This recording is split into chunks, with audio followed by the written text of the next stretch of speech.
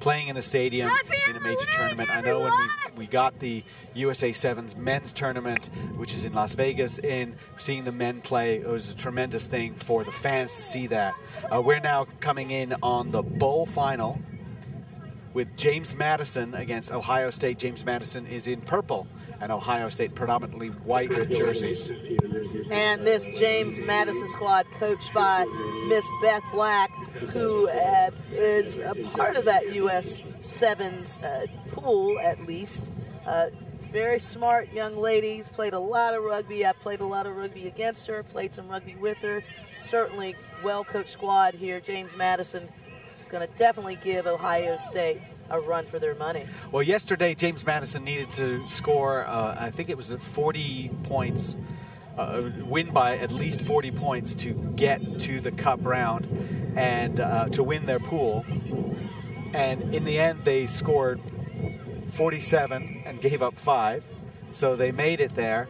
Of those 47, Laura Dominic scored 22 of those points, and Stephanie Getz scored 25 of those points. So, and that's tremendous. And Ohio State is showing what they've got here. That's number 4, the speedster, taking it all the way to touch it down between the post, setting up a easy conversion. She had Cynthia Campbell with her, didn't need her, had plenty of space, plenty of speed, and a nice try from Ohio State because they moved that ball quickly to the wing, and they had a 2-on-1.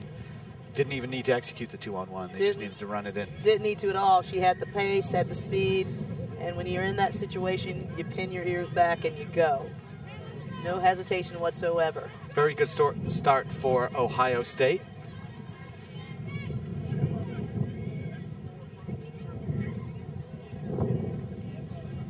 And Ohio State will kick off to James Madison.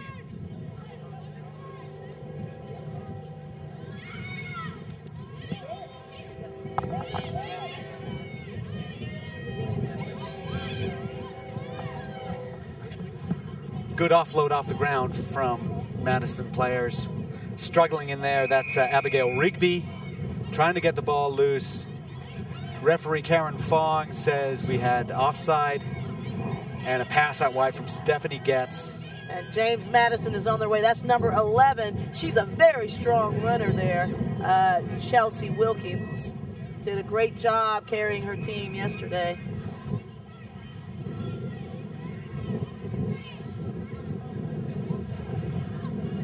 And James Madison continuing to mount their attack here. Nice strong run there by number 3, Rachel Hoare, with a slight knock in the tackle, and it will result in a scrum to Ohio State.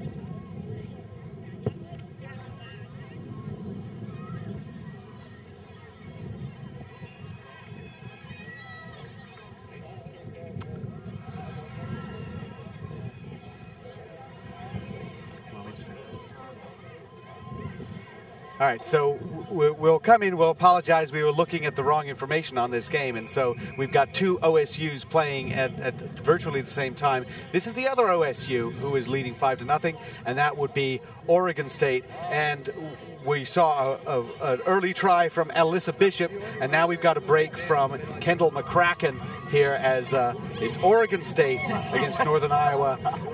We apologize, we got confused a little bit because James Madison also wears purple, and they were playing an OSU team, so it was 2 teams that looked the same and sounded the same. But in the end, we do have Northern Iowa against Oregon State. Oregon State in white and orange, moving the ball really well against Northern Iowa. Attacking that defensive line, and number 2 breaks through. She was actually the initial starter of that drive down the field. That's Kendall McCracken putting it down for yet another try. Well, she is a very nifty runner. It's kind of like release the McCracken. As we see, she weaved her way through. She breaks away from the arm tackle. You really need, even for a smaller player, to get your shoulder in because she is too fast to be able to just grab and pull in. So it's 10-0. Oregon State Beavers. Oregon State started the day yesterday 2-0 and lost a game they were unhappy to lose 21-0 to Princeton, and because of the points difference, even though they ended up 2-1, they got bumped down out of the cup round into the bowl bracket. But they have shown that they know a little bit about what they're doing, and they want to run the table today so that they could win the bowl. And that kick did not go 10 meters. It will result in a penalty against Oregon State. Very close, as Northern Iowa takes a quick tap at the halfway mark. Northern Iowa, probably best known in rugby circles as the alma mater of Paul Emmerich, who plays for the USA National Team, has been playing for the USA National Team since 2002. And Jen Sinkler, nonetheless. Jen Sinkler, of course. U.S. Sevens player and 15s. And they were the central part of two championship teams back when they were in those on the Northern Iowa teams. They were, exactly. And both of them outstanding sevens players. Outstanding sevens players, and I must say, outstanding people. Yeah. Very good people. And ref is having a bit of a chat with the Northern Iowa captain and player, 6 and 7. Just a little discussion, no card. It's always good to see. Good refereeing, just to discuss what you want. And Oregon State off in their attack again. They've done a great job. That's a great run there by number 11. Nice support on the outside there by Elizabeth Freeman. And Flora cuts her way in again. That's Alyssa Bishop again. She's right where she needs to be. And, this is really good passing from Oregon State. A lot of these players grew up in rugby in the Rugby Oregon program. And we take a look at the replay, Alex. Number 4, nice shift, stepping in. She's a very good shifty runner there. Getting her second try of the match, just taking it through the post, between the posts. Nice sidesteppers. When you've got Bishop and McCracken being able to make people miss like that, you've really got a good start on a good sevens team. You got players from California, the Northern California programs. You got players from Rugby Oregon, some really good talent. Hannah Lockwood, outstanding player for Oregon State and for the USA under-20 team. Good fielding of that kick there by Northern Iowa player number 5. That's Angie McCardle. Sets up a nice platform. Oh, she's back again, trying to retain that ball. She's working very hard. And that was a non-release by Oregon State player, resulting in a penalty. And Northern Iowa is going to try to make good of this, but that's the half. Well, it's been all Oregon State. And UNI has had the ball. They've had some ability, but really what we're seeing is that they're running into contact. They are, and they're just not able to get any kind of continuity or flow in their offense. Many times that Oregon State defense is coming in and disrupting that ruck, creating dirty ball situation and causing a knock-on or some type of infraction at that breakdown. Great exhibition of rugby here by Oregon State during this first half. I imagine this Northern Iowa squad is going to really have a talk about the basics, talk about support, talk about just raising the tempo of this game. Yeah, I think they're going to have a tough time. I think we're going to see a wonderful exhibition of rugby from Oregon State in the second half because they look fitter, they look faster, they look like they're able to move the ball more effectively. And I don't see any of that changing for the second half. UNI, as we said, going into contact a little bit too much. And it's not that you shouldn't go into contact in sevens. It's just you should go into contact the right way, which is you're doing it for a purpose. You go into contact to suck in defenders. Go into contact, suck in defenders. Once you've done that, that's when you use some people to exploit those gaps. But if you're just going into contact and being tied up, predictably, you lose the ball. Absolutely. You got to go in and dictate contact on your own terms, Alex. You go in and you fight. You keep your feet driving. Haven't seen a lot of that out of this Northern Iowa squad today. Maybe that'll be a part of their halftime discussion. They do. These players do come from a strong lineage, as we mentioned. Big kickoff here, too. Speaking as a player who dictates contact constantly, you know a little bit about that. Well, it's all about maintaining possession. And if you don't have the ball, it's getting possession. And whatever you have to do within the confines of the laws of rugby, you do it. So, And that's a nice fielding of the kick, but a knock-on by Northern Iowa. And you better bet Oregon State's going to punish them for that. Looking to get a wide pass out there, but it's not quite going to hand.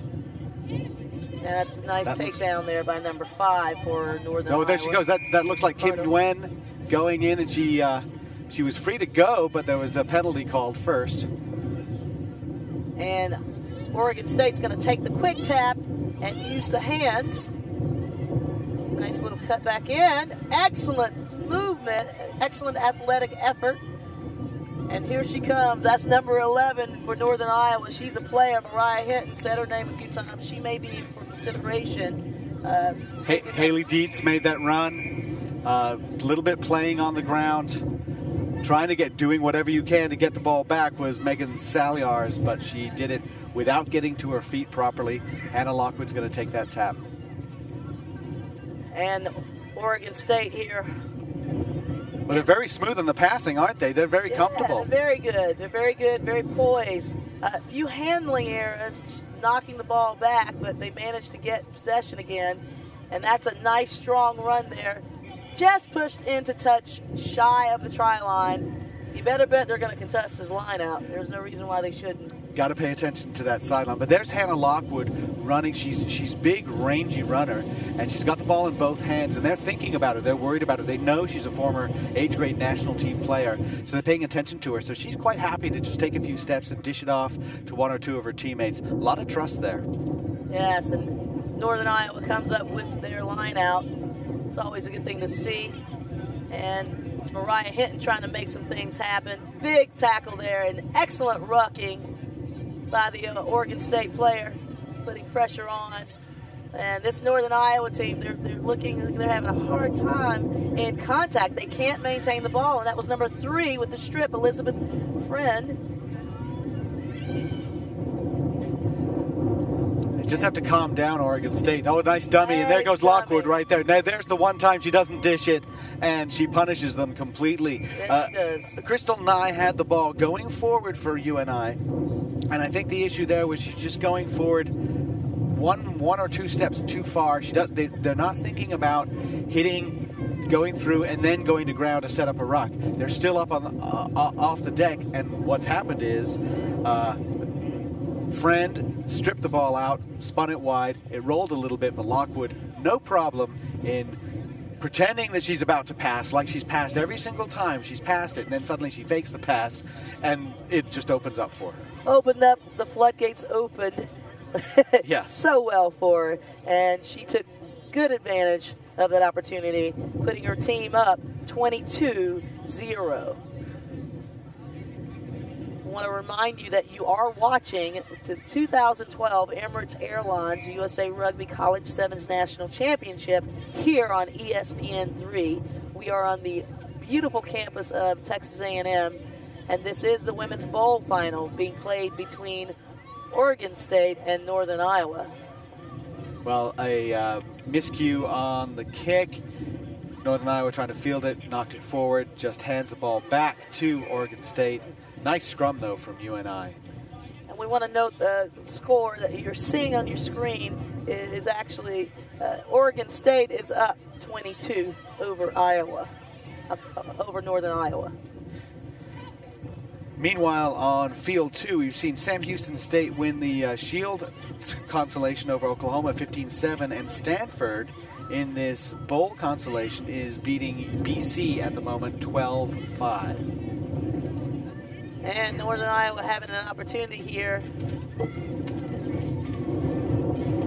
to make an attack on this Oregon State defense. You know, it's really static, though. I mean, if they're going to go and knock people on their shoulder blades, they have to do it a little bit faster. They have to make that ball more available. An awful lot of horizontal running, and that's good when you're trying to work the defense, but there's absolutely no intensity. You need a strike runner running through just to create something. And there we go again. Here's Oregon State on the run. Stolen ball. Beautiful. Lovely pass. Hannah Lockwood in there. Got to go over and say thank you to Haley Dietz for a great play and really superb teamwork there. because it was a stolen ball. This is a heads-up play from Hannah Lockwood, because the stolen ball at the back of the scrum, Deese's job is to go pick it up and just run weak, because that's really the only direction she can go. Lockwood then has to run all the way around that scrum to come back in and be in support. She did a super job for that. That's what makes her a good player. Makes her a great player, and that's her, I think, third try of the match. She has a hat trick today. Hats off to her. No pun intended. And that brings the score 27. 27-0 here in the bowl final. 90 seconds to go. Oregon State has this sewn up. Yes, they do. It's all about just maintaining the discipline, just continuing to do what they've been doing all game. They've been putting a tremendous amount of defensive pressure and turning this ball, forcing turnovers on this Northern Iowa squad. And there's now that's the way to do it. That's Mariah Hinton. She's a strong runner. She's been a bit quiet in this game, but she's certainly exemplified some excellent running all weekend. And that's number 7, trying to show a little bit of her footwork, Crystal Nye. We've got a penalty against Oregon State, so Northern Iowa having an opportunity to turn the tables here late in the second half. About 40 seconds remaining, and that's Mariah Hinton. She's a hard one to bring down. She's a bullocking runner, Alex. That's wonderful, and she just goes straight. She doesn't think about going sideways, and I think she doesn't want to do that. And that's what they need now. Looking better for Northern Iowa. And that's number 3 for Northern Iowa, Megan Flanagan, who fends off one defender, dragging another, gets very close, and number 7 puts it down for a try, Northern Iowa. That's Crystal Nye. Good hard work from Crystal Nye, because she had to really work hard and run a long way to get there. It looked like Megan Flanagan was going to have it. Obviously, there is taking a look here. Size advantage versus speed advantage. Absolutely, that's a physics thing. Number 3 taking it down, doing a great job, and then number 7, Crystal Nye, picking it up, heads up play, and dotting it down. You can't ask for anything better than that. I do have to credit Kim Nguyen for that first tackle on Megan Flanagan, because she's probably giving up a good 100 pounds on her and still managed to bring her down. But good work from UNI and a good consolation try. I think time is up. It's 27-5. Excellent display of rugby here, particularly by Oregon State. But at the end of the day, at the end of the game, Northern Iowa showing why they're here. Yes. And putting down their own try. They didn't give up. They fought hard throughout the entire match. But at the end of this match, Oregon State comes out on top. Well, they're a classy team, and one of the reasons why you have something like the bowl is because usually there's a team that does something like goes 2-1 in pool play, and they somehow don't make the cup round because of some situation. Here it was points difference. They were 3 2-1 teams in their pool. They were the odd ones out. So you know that they're coming back saying, we want to prove that we belong in that upper echelon. And the best way to do that, run the table on the second day and go win the bowl. And that's what they did. Oregon State ended up 5-1. The only team they lost to was Princeton. They beat everybody else. They played very, very well. They're skilled players. It's a testament also to what Rugby Oregon is doing, because there's some really good players coming out of there, and I was impressed.